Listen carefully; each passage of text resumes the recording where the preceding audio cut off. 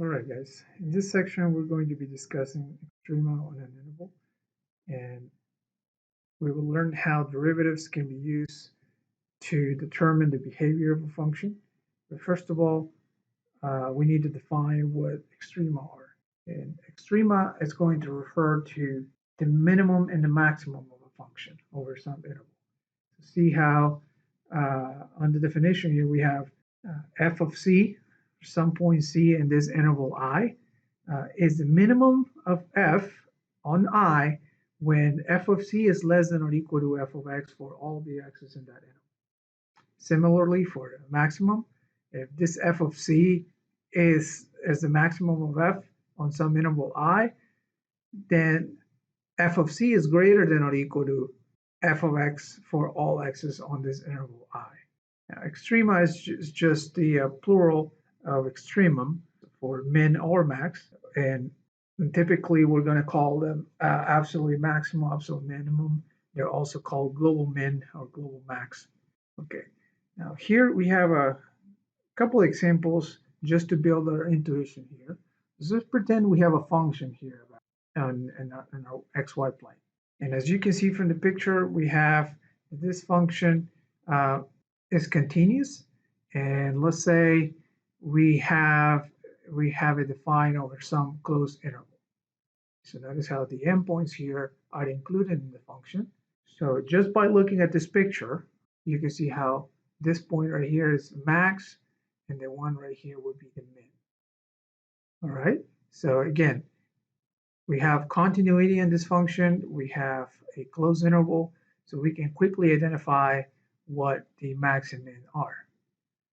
For our next example here, similar picture, but instead of being a closed interval, we're going to make it open. So that means the endpoints are not included. And you can see that in the picture represented as open holes. So what used to be the max on the previous picture is not a max here, because we don't have it, we don't have the function defined at that point. So we really don't have a maximum. We still have the minimum, but no maximum in this case. All right. So this is still a function, a continuous function in this open interval, but we no longer have a closed interval, we have an open interval. So notice how just by changing the interval, it changes our max. Now, another example would be if we have similar, again, graph, but instead of having continuity, we're going to have it be discontinuous at a point there, which happens to be the min on the previous two graphs. So we have the max again, since we have a close, and we have the endpoints, we have a closed interval, but there's no min. So we're back to the closed interval, but we don't have continuity. So in this case, we don't have a minimum.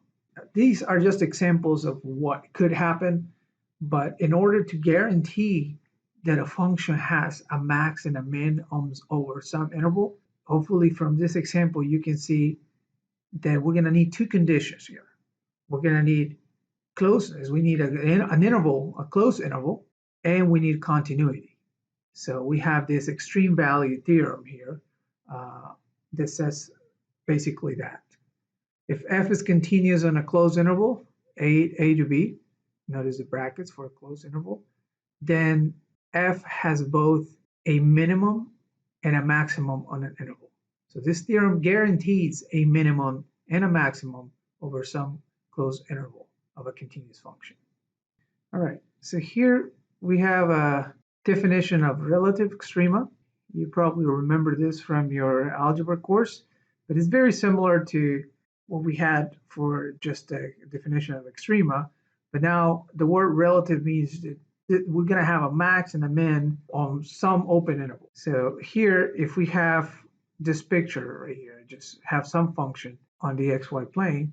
So notice how you have sort of like peaks and ups and downs. Those peaks right here where the function turns, whether it's smoothly or abruptly or sharp turns, are going to be a relative max and a relative mins. So notice here, for instance, this point A right there, the function has a max, a relative max at that A, because on some interval, some open interval that contains A, f of A is bigger than any f of x for any x on that open interval. Same thing for any of these relative extrema. Okay, so we have, I'm just labeling using different letters, but you see you have a relative min at B, another relative max at C, because and that's what the definition is saying. If there is an open interval containing C, right, on which f of C is a maximum, then f of C is called a relative maximum of f. Or you can say that f has a relative maximum at C comma f of C. So that's basically what's happening here. Okay, so just a note here at the end, plural of relative maximum is relative maxima, same thing for relative minimum, the plural is relative minima. A relative max or min is also referred as local max and min, it's just different terminology to represent the same thing. So notice here, I'm just labeling our relative max and our relative min, and graphically you can identify them quickly because they're where you have those peaks or those turns. All right, something else that we start noticing here is that if you were to take the derivative of this function, right, and remember derivative for us represents the slope of the tangent line, right, at any given point. Notice these red lines that I'm putting here, right, or those tangent lines at those relative min and max are going to be horizontal. So that means the derivative is 0. And on the other ones, and we've already seen this before, on those sharp turns, we don't have a derivative defined. So then from there, we're going to come up with a definition for a critical number. And also, we're going to relate that with our max and our mins, or our extrema. So we have a critical number by definition is a number for which is a number C, where the derivative of f of the function at C, evaluated at C, is equal to 0 or is not differentiable. In other words, it's undefined. We saw that from the graph, right? All of those points right there where the derivative is 0 or is undefined, we're going to call them critical numbers. Now, the other theorem says, just put those together and says that if f has a relative min or relative max at x equal to z, then C is a critical number of f. Make sure you understand that this statement, this theorem only goes one way, not the other way, right? If we have a critical number, that's not necessarily a relative min or max. It only goes one way, okay? Now here we have some guidelines for finding extrema on a closed interval. We're going to use these steps to do some examples. So first we have to find extrema of a continuous function f on a closed interval. Make sure that you have that, otherwise we're not going to be able to use the steps or even guarantee that we have extrema. But we have our first step is going to be to find the critical numbers. We just defined what critical numbers are, so we want to find them first, right? Critical numbers of f in the open interval a to b, then evaluate f at each of the critical numbers, right? See what they are. Then we're going to evaluate f at each of the endpoints, so at a and b, and then we'll see the least of these values is the minimum and the greatest is the maximum. So here's an example to show you how to follow these guidelines. We can find the absolute extrema of the functions on the closed interval, and we have the function of x cubed minus 3/2 x squared. We want to find the extrema on the interval -1 to 2. So the first thing we're going to do is find the critical numbers. And the critical numbers are going to happen when the derivative, remember the definition, when the derivative is 0 or undefined. Since we have a nice polynomial here, we know that polynomials are continuous and smooth and there's nothing undefined. So we find the derivative first, and derivative of f is going to be 3x squared minus 3x. And since this is a polynomial, it's going to be defined everywhere in this domain, then we only need to figure out when the derivative is 0 or undefined.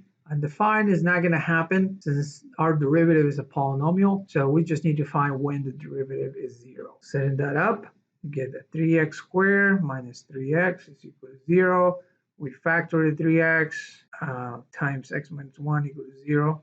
And then we're going to set each factor equal to 0. And we get the x is equal to 0 and x is equal to 1. Okay, so these are our critical numbers.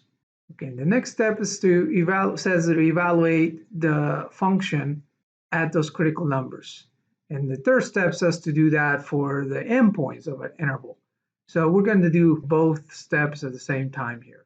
Notice how the endpoints here are -1 and 2. And I'm going to put it in order with the critical numbers. I'm going to evaluate function f at -1, at 0, 1, and 2.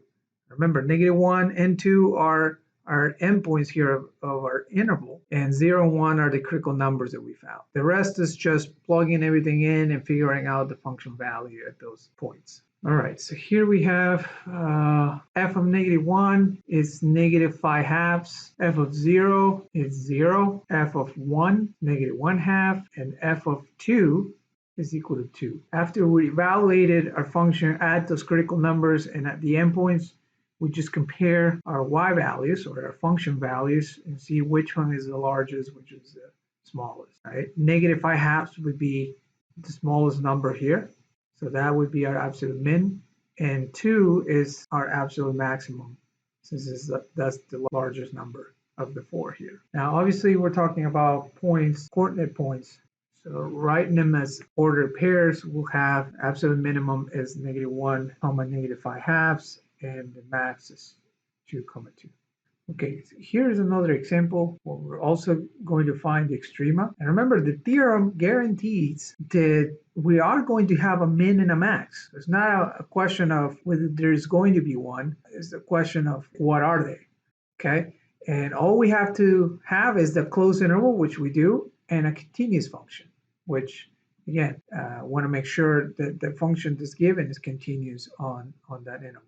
In this case, it is. Okay, we find the derivative first because we're going to use it to find our critical numbers. And we get that f prime of x is equal to 2x to the -1/3 minus 2. Cleaning this up a little bit, we can rewrite 2x to the -1/3 as 2 over the cube root of x minus 2. Putting all of it in one fraction, we get on top 2 minus 2 the cube root of x over the cube root of x. We can factor that 2 on the top, and we have 2 times 1 minus the cube root of x, all of that divided by the cube root of x. Okay. And the reason I do that is because we're going to find the critical numbers by setting this derivative equal to 0 and undefined. Remember the definition of critical numbers. Critical numbers are going to be found where the derivative is 0 or is undefined. In this case, we're going to have both scenarios. And remember, we're only doing this for the x values that are from the interval that is given to us. So when would the derivative be 0? Since we have a fraction, that only happens when the numerator is equal to 0. So we just set the numerator equal to 0 and get that x is equal to 1. Now this 1 happens to be our right endpoint. So even though we found this 1 to be a critical point, is our right endpoint, so we're going to have to evaluate the function at this point anyways. From the other part, when is the derivative undefined? And that's going to happen when the denominator is equal to 0. You know division by 0 is undefined. So then that is when x is equal to 0. And that's going to be our critical point here. We had 2 critical points, which one was already an endpoint. So we're going to evaluate function at 3 numbers, right? -1, the left endpoint, at 0, critical point, and at 1, just our right endpoint. All right, guys, so here we get that function at -1 is 5, function at 0 is 0, and function at 1 is 1. The rest is to compare which one is the largest number, and that happens at f of -1, which is 5. So that would be our maximum here, -1, 5. And our minimum is happens at 0, which is also 0, so it's 0, 0, the origin. That's our minimum. All right, guys, here's another example where we have a function f of x equal to 3 cosine x, and we want the extrema on the interval 0 to 2 pi. Okay, find the derivative, and that's a quick calculation here. F prime of x is equal to -3 sine of x. So since sine is a continuous function on its all domain, is defined on all reals, then it's going to be defined everywhere from 0 to 2 pi. We don't have to worry about when the derivative is undefined, only when it's 0. So setting that equal to 0, we get the sine is equal to 0, and that happens at 0 and pi, which are our critical points. All right, so now we're ready to evaluate these points and the endpoints. So notice here how the 0 happens to also be, just like the previous example, one of the endpoints. It's the left endpoint. So we were going to evaluate the function at that point anyways. We're going to do the function of 0 going to be equal to 3 cosine of 0. We're also going to do the function at pi, and the right endpoint is the function at 2 pi. Okay, evaluating this x values into a function, we get that the function of 0 is equal to 3 cosine of 0, which is equal to 3. Function at pi is 3 cosine pi is equal to negative 3. And function at 2 pi is equal to 3 times cosine of 2 pi, which is equal to 3. Notice how in this particular case we get two that are maxima. That happens at 0 and at 2 pi. And it's okay to have more than one maximum. Same thing for minimum. It's okay to have more than one minimum. And we write our order pairs here. Our maximum is going to be 0,3. It's also going to be 2 pi, 3, and our minimum, it's pi, negative 3.